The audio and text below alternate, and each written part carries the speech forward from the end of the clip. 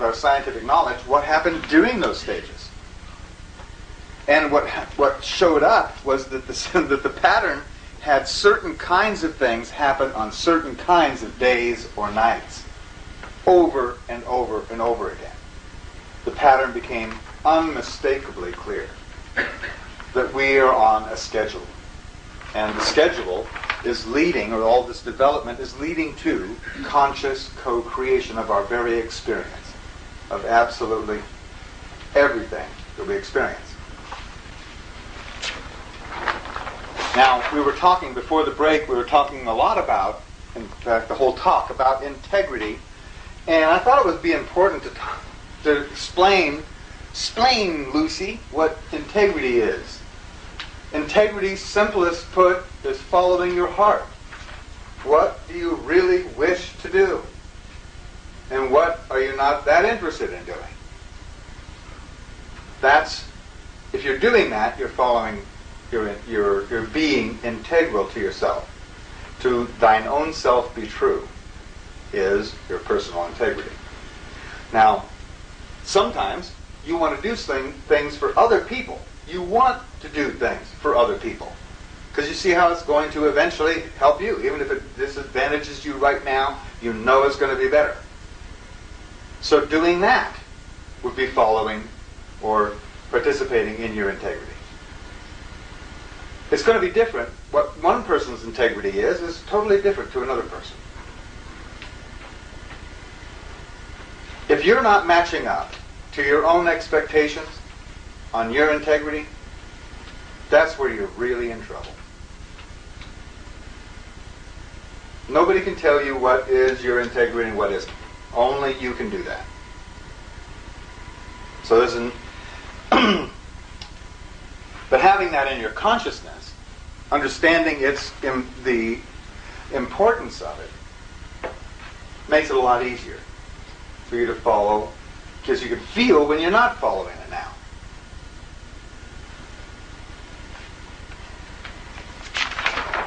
The next thing I wanted to talk about is probably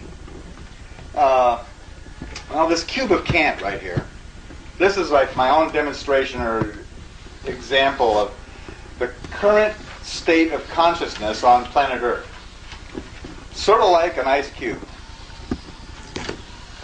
A cube, a mental block of what can't happen.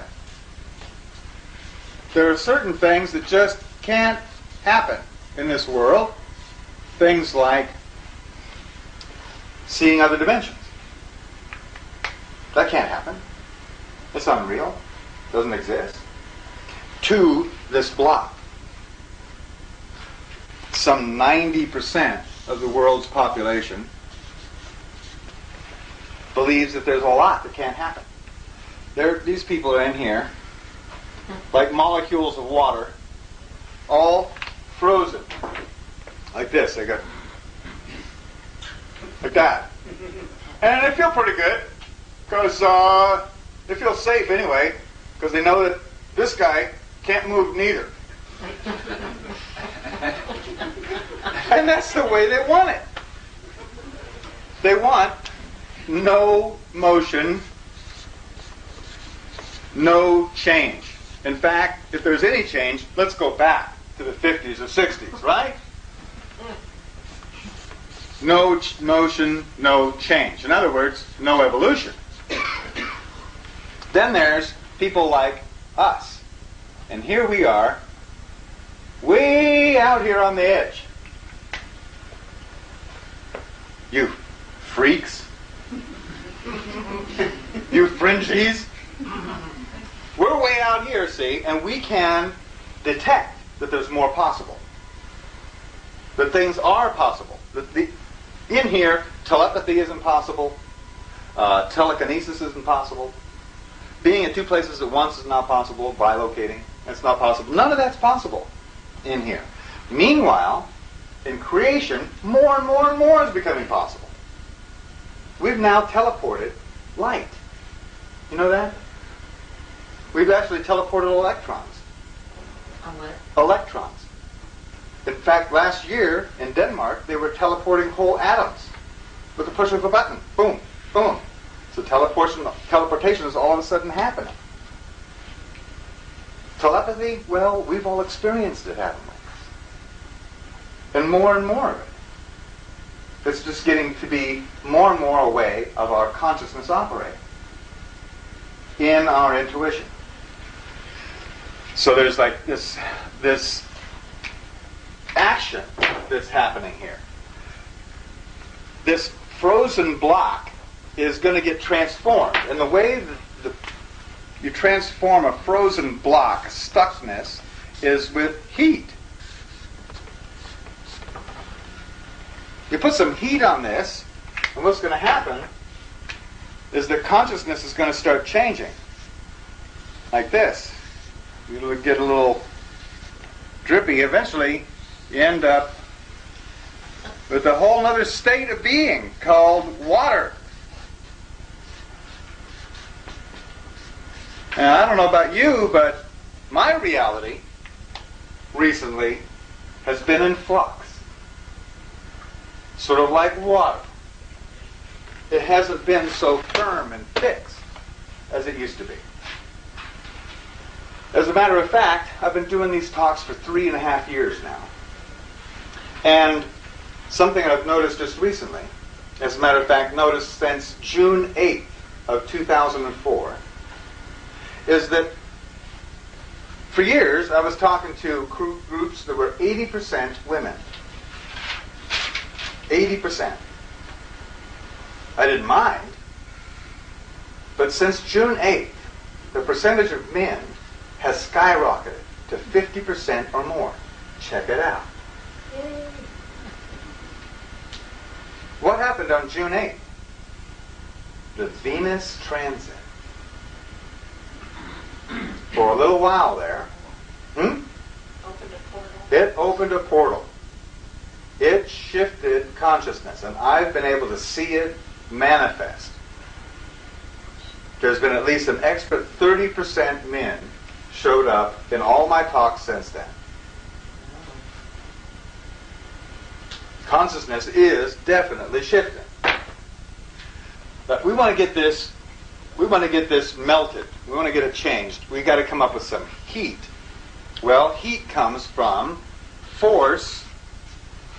We've got to find a force. Let's see. Where have we got a force? How about 16.4 billion years of constantly accelerating change? There's a force. Okay, so we got a force. Heat comes from force against resistance.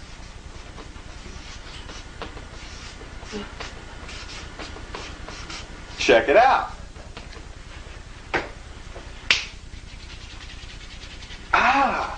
Heat. Force against resistance builds heat. In other words, guys, we should be extremely happy for all the people putting up resistance to this evolution. Because they are providing the heat to change or shift our consciousness. We have every reason to celebrate Bush and Cheney and everything they're doing. They are creating this heat that is melting this and creating. This is, I'm going to pick on the guys again, but look it. Guys, haven't you been having emotions that you just aren't supposed to have in the past? I mean, if you're going to be a guy, you're not going to have these. Until just recently, as more and more of this transition happens. Now, we're not anywhere near the end of the Mayan calendar here. We're just in the middle of this last this last cycle. So there's still more force to come, isn't there? More of that force is going to play out, and there is going to be more resistance.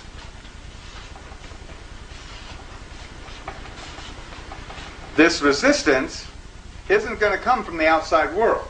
right now, what we're doing